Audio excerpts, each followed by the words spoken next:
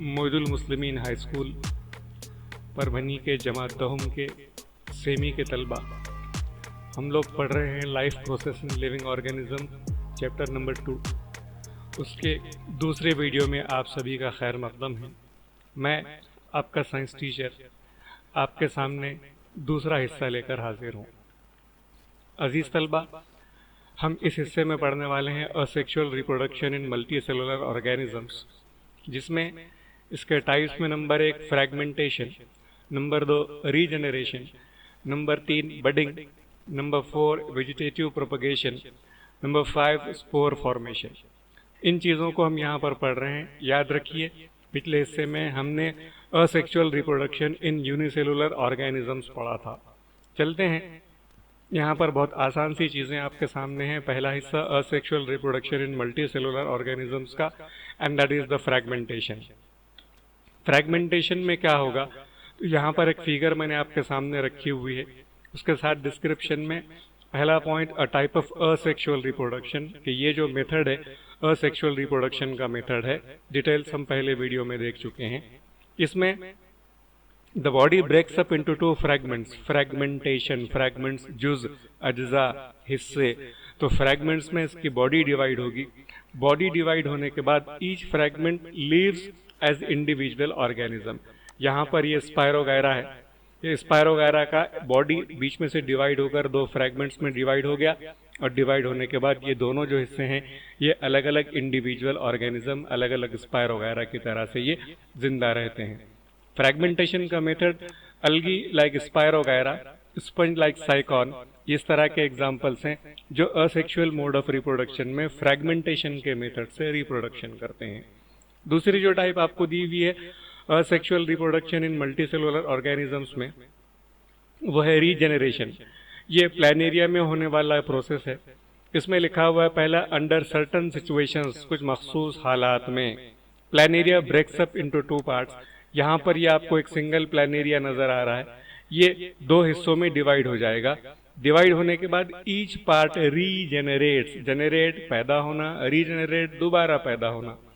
तो यहाँ पर आप फिगर में देख सकते हैं प्लानेरिया 2 हिस्सों में डिवाइड हो गया, और उसके बाद जो है तो उससे हर एक हिस्से से एक नया जानदार खुद ब खुद बनना शुरू होता है। मतलब ये असेक्सुअल मोड है। इसमें 2 पेरेंट्स का मिलना जरूरी नहीं है, लेकिन जो है तो रिप्रोडक्शन यहाँ पर होता है। यह रैपिड रेट है। इस तरह की प्रॉपर्टीज हमने पहले पढ़ी हुई हैं। यहाँ पर 2 new planaria are form, asexual reproduction का मेथड। उसके बाद तीसरी चीज आपके सामने बडिंग। बडिंग हमने यूनिसेलुलर में भी पढ़ा था, कुछ उसी तरह की एग्जांपल यहाँ पर है। अंडर फेवरेबल कंडीशंस, मखसूस हालात में जब उसके लिए फेवरेबल हो जाएं, मतलब उसके ज़रूरत के हिसाब से जैसे हालात होते हैं वैसे हो जाएं। And out growth is formed at specific part of the body by repeated division of regenerative cells of body wall का डिस्क्रिप्शन बुक की लैंग्वेज में लिखा हुआ है। Repeated division of regenerative cells, मतलब इसमें कुछ सेल्स ऐसे होते हैं जो रीजनरेशन कर सकते हैं। यहाँ पर आपको एग्जांपल में ये एक हाइड्रा बना हुआ नजर आ रहा है। यहाँ पर मैंने उसको लेबल किया हुआ हाइड्रा का। हाइड्रा में क्या होगा, bud grows up and finally turns into a new hydra. यहाँ पर ओरिजिनल हाइड्रा या पेरेंट हाइड्रा, पेरेंट ऑर्गेनिज्म, उसको यहाँ पर एक बड जनरेट होना शुरू और एक कली बनना शुरू होती है। ये कली उसके बाद यहाँ से आकर ये कली यहाँ पर उसकी जो बड होगी ये ग्रो अप होना शुरू होगी। साथ में 2 चीजें और हैं, dermal layer and digestive cavity is connected with parent. Dermal layer, ऊपर की जो स्किन है उसको हम डर्मिस कहते हैं लोग, तो वो लेयर और इसकी डाइजेस्टिव कैविटी, हाइड्रा में जो कैविटी होगी ये कनेक्टेड रहेगी उसके पेरेंट सेल से, और पेरेंट हाइड्रा इसको न्यूट्रिशन सप्लाई करेगा। मतलब ये हाइड्रा अपने लिए न्यूट्रिशन हासिल करेगा और वही सप्लाई होगा बर्ड को। फिर बाद में फेवरेबल कंडीशन में ये बर्ड यहाँ से अलग हो जाएगी एंड नेसेंट हाइड्रा, नौखेज, नेसेंट नया पैदा होने वाला, तो nascent hydra will be produced. इस तरह का बडिंग में होता है। फिर नेक्स्ट टाइप देखते हैं, चौथा वेजिटेटिव प्रोपगेशन। वेजिटेटिव प्रोपगेशन में अलग अलग एग्जांपल्स आपके सामने यहाँ पर बुक में रखी हुई हैं। फिगर बुक की ही है, मैं जानबूझकर बुक के फिगर्स इस्तेमाल कर रहा हूँ ताकि आपको वही समझे जो बुक में दिया गया है।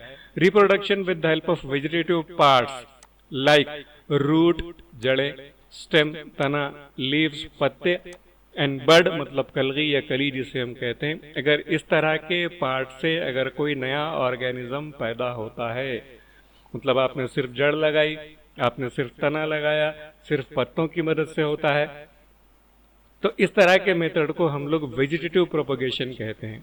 बुक में जो चीजें आपको दी हुई, आईज आंखें, present on tuber, perform vegetative propagation in potato.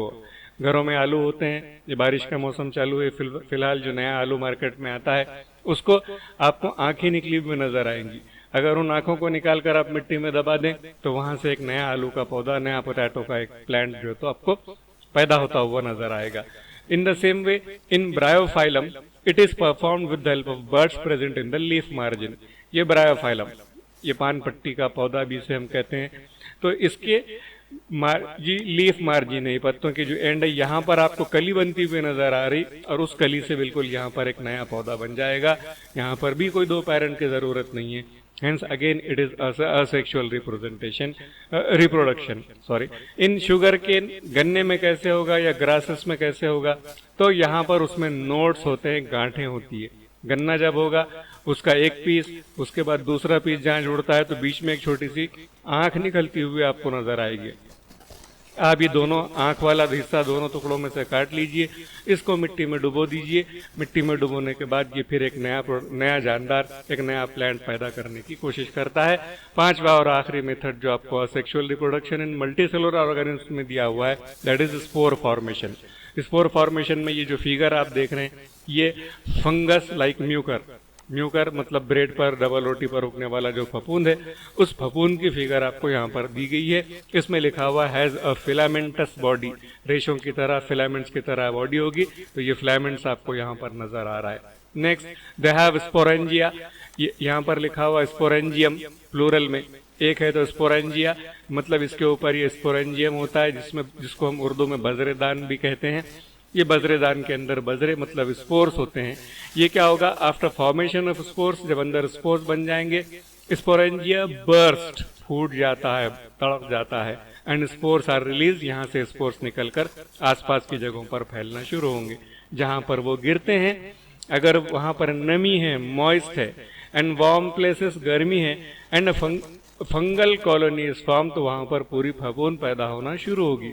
ये आप एग्जैक्टली नमी और वार्म कंडीशन कहाँ पर देखेंगे, टिफिन ले गए अपने घर से वापस, स्कूल से वापस, उसको धोना भूल गए, 2 दिन बाद समझिए अगर आपको याद आता है तो अंदर सारी फफूंद नजर आती है, या ब्रेड पर, डबल रोटी पर लगने वाली जो फफूंद नजर आती है वो इसी तरह से अपना रिप्रोडक्शन करती है। ये asexual reproduction in multicellular organisms की एग्जाम्पल है। चलिए इसके बाद asexual reproduction in multi cellular organism खत्म करने के बाद हम चलते हैं सेक्सुअल रिप्रोडक्शंस में। असेक्सुअल के सारे कैरेक्टरिस्टिक्स आपके जहन में होनी चाहिए, अगर नहीं है तो इसका पहला पार्ट आप देख लीजिए, आपको समझ में आ जाएगा। बुक की जो लैंग्वेज है उसके मुताबिक पहला पॉइंट आपको दिया हुआ है, sexual reproduction always occurs with 2 germ cells. वहां पर हमने लिखा था कि कोई जर्म सेल्स नहीं होता, 2 जर्म सेल्स जो मतलब रिप्रोडक्शन करने वाले सेल्स होते हैं, वो सेल्स एक दूसरे के साथ मिलते हैं और मिलने के बाद उनसे एक नया ऑर्गेनिज्म पैदा होता है। जर्म सेल्स कहाँ से आएंगे, तो फीमेल गैमेट 1 और मेल गैमेट 1, ये 2 गैमेट्स एक दूसरे के साथ मिलाप करते हैं, कंबाइन करते हैं, और उसके नतीजे में जो है तो सेक्सुअल रिप्रोडक्शन होना शुरू होगा। नेक्स्ट जो पॉइंट दिया हुआ है इसमें कि 2 मेन प्रोसेसेस होते हैं, ये प्रोसेस ध्यान में रखिएगा।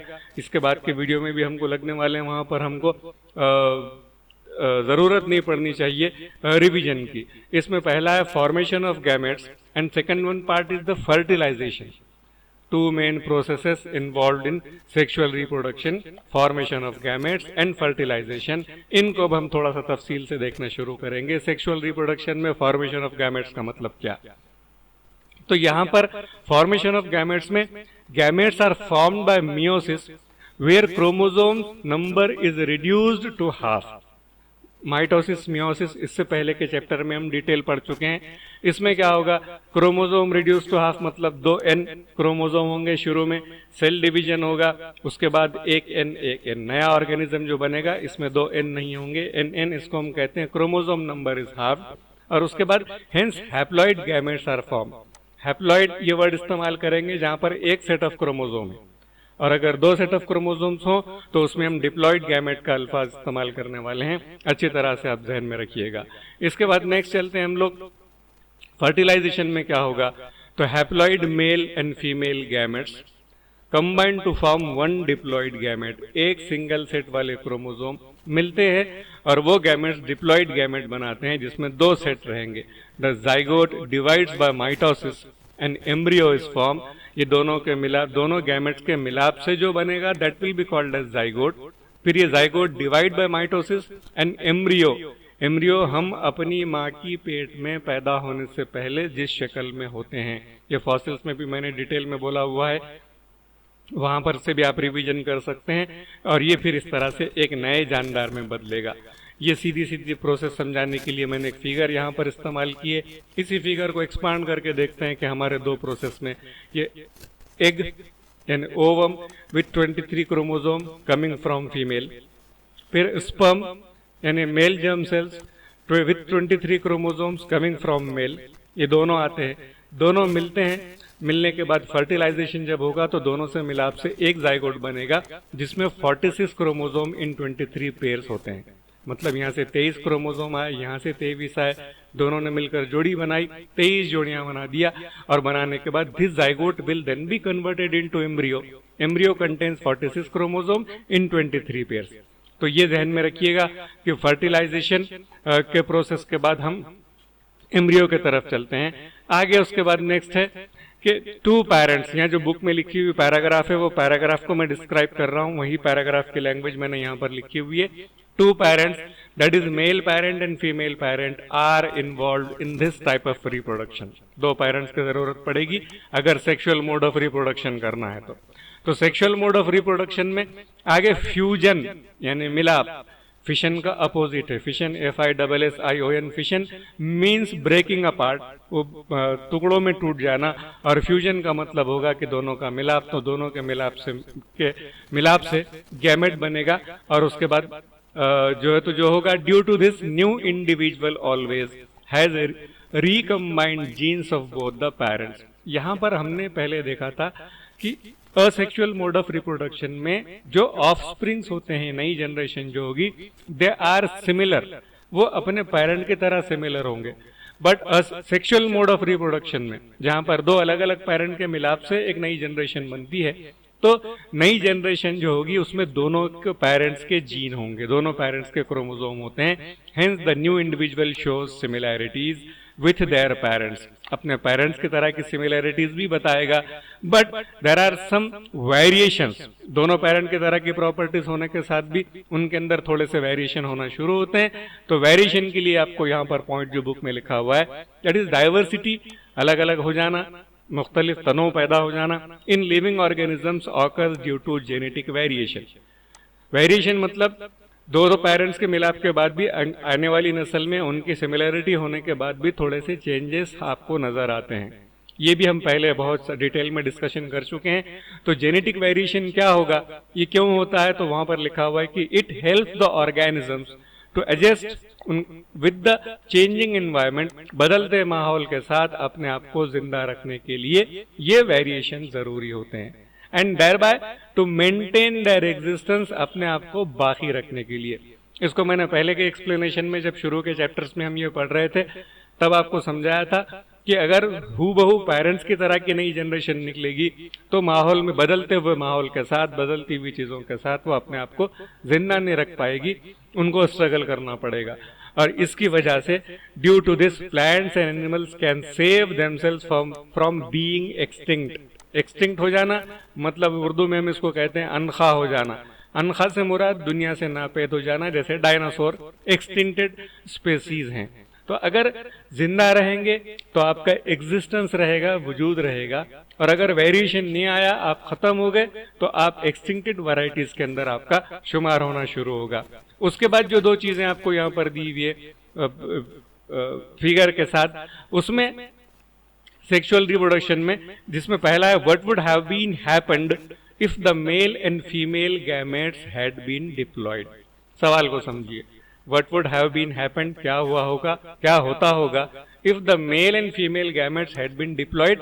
हमारे गैमेट्स हैप्लॉइड होते हैं, मतलब सिंगल सेट ऑफ क्रोमोसोम होता है उसमें, और जब डिवीजन होता है तो उसका डिस्क्रिप्शन मैंने इजी करके यहाँ पर लिखा हुआ है कि male and female gametes are haploid, means n होते हैं वो with single set of chromosomes.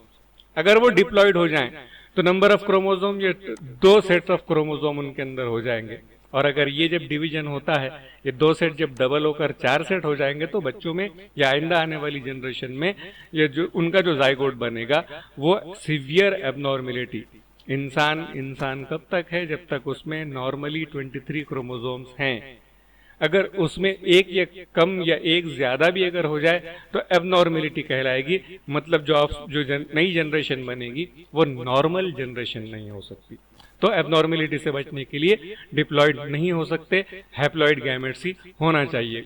तो दूसरा क्वेश्चन दिया हुआ है आपको यहाँ पर, what would have been happened if any of the cells in nature had not been divided by meiosis, कि जितने नेचर में जितने सेल्स होते हैं वो अगर मियोसिस से डिवाइड ना होते तो क्या होता।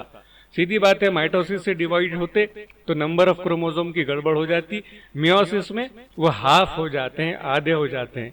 इसको मैंने लिखा हुआ है, in meiosis chromosomes are half in number, gametes should be haploid, ये हैप्लॉइड होने चाहिए, they will become diploid if not divided by meiosis. अगर मियोसिस नहीं होगा तो डिप्लॉइड हो जाएंगे, 23 के बजाय 46 क्रोमोसोम हो जाएंगे, और फिर उसके बाद offspring will face severe abnormality, offspring में एबनॉर्मेलिटी आना शुरू हो जाएगी। उसके बाद नेक्स्ट चैप्टर में जो 2 हिस्से बचे हुए हैं, sexual reproduction in plants, sexual reproduction in human beings, और उसके बाद की आगे की चीजें, ये मैं अपने नेक्स्ट वीडियो में कंटिन्यू करूंगा। आप चैनल को सब्सक्राइब करना ना भूलें। यूट्यूब पे अगर आपको चैनल सब्सक्राइब करना है तो आपको इकबाल सर साइंस इस तरह से सर्च करना पड़ेगा, आपको चैनल की लिंक मिल जाएगी। आप उसको सब्सक्राइब करके रखें ताकि आने वाले वीडियोस आपको वक्त पर मिलते रहें। खुदा हाफिज, अपना ध्यान रखें।